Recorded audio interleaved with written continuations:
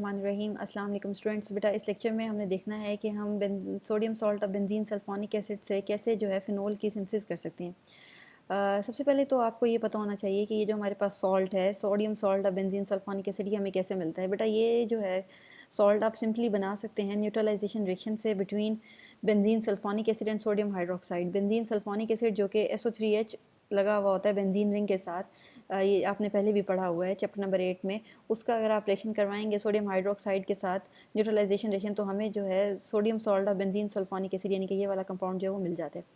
अब आप इसका अगर रिएक्शन करवाते हैं मज़ीद सोडियम हाइड्रोक्साइड के साथ एट 320 डिग्री सेल्सियस, तो हमें सोडियम फिनो ऑक्साइड जो है वो अचीव होता है।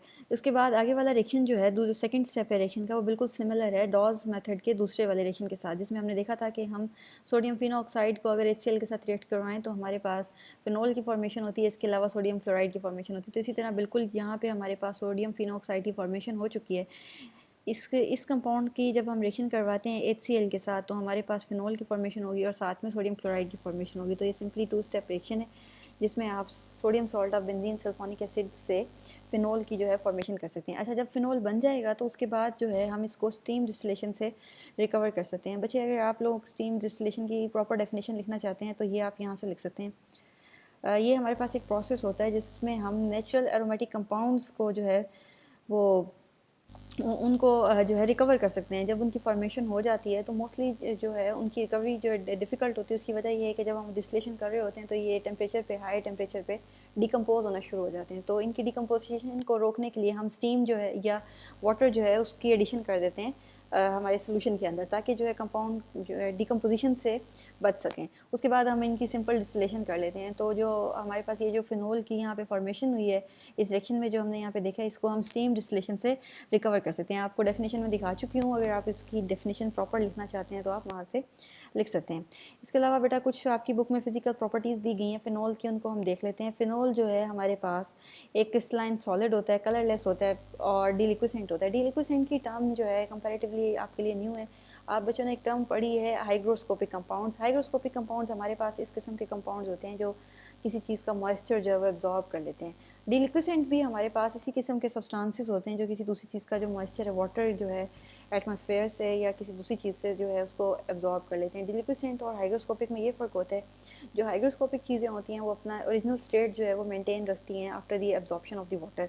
यानी कि अगर कोई कंपाउंड सॉलिड था और उसने वाटर को एब्जॉर्ब कर लिया है, अगर वो हाइग्रोस्कोपिक है तो वो फिर भी सॉलिड ही रहेगा। लेकिन अगर वो कंपाउंड डिलिक्विसेंट है और उसने वाटर को एब्जॉर्ब कर लिया है, तो वाटर की एब्जॉर्बेंस के बाद जो है वो अपनी स्टेट जो है आहिस्ता आहिस्ता चेंज करना शुरू हो जाता है, खुद भी लिक्विड में कन्वर्ट होना शुरू हो जाएगा। तो इस तरह वाली चीज़ों को हम डिलिक्विसेंट कहते हैं। तो फिनोल आपके पास एक डिलिक्विसेंट सॉलिड है।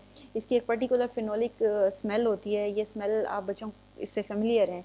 ये जो घरों में पोछा लगता है फिनाइल, जिसको आमतौर पे कहा जाता है, हालांकि वो फिनोल होता है, वो जो स्मेल है वो फिनोलिक स्मेल है, वो फिनोल की स्मेल है पर्टिकुलर। इसके अलावा आपको मेल्टिंग बॉइलिंग पॉइंट्स बताएंगे हैं।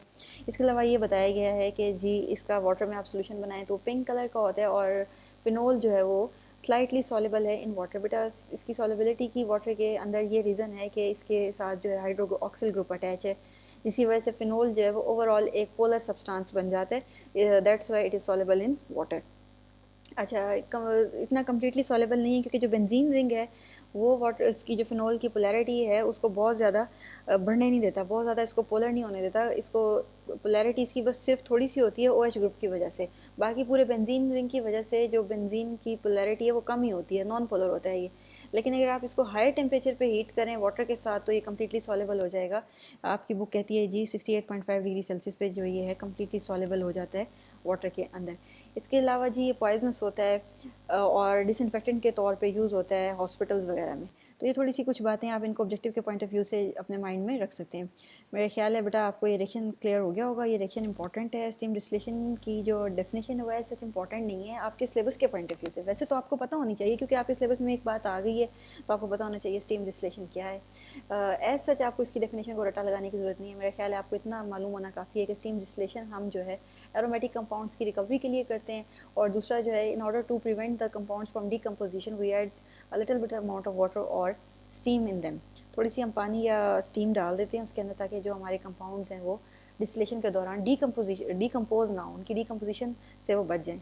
तो ये आप स्टीम डिस्टिलेशन की अगर डेफिनेशन तैयार करना चाहते हैं ज़बरदस्त, अदरवाइज़ सिर्फ आपको इतना मालूम होना काफ़ी है कि हम फ़िनोल को जो है वो रिकवर स्टीम डिस्टिलेशन से कर सकते हैं। इसके अलावा फ़िनोल की प्रॉपर्टीज़ में से ऐसे सच आपको मेल्टिंग बॉइलिंग पॉइंट्स को रटा लगाने की ज़रूरत नहीं है, लेकिन ये आपको पता होना चाहिए कि ये कलरलेस होते हैं, क्रिस्टलाइन होते हैं और डीलिक्विसेंट होते हैं और वाटर की सॉल्युबिलिटी के साथ इनका क्या मामला है। Thank you so much. अल्लाह हाफ़िज़।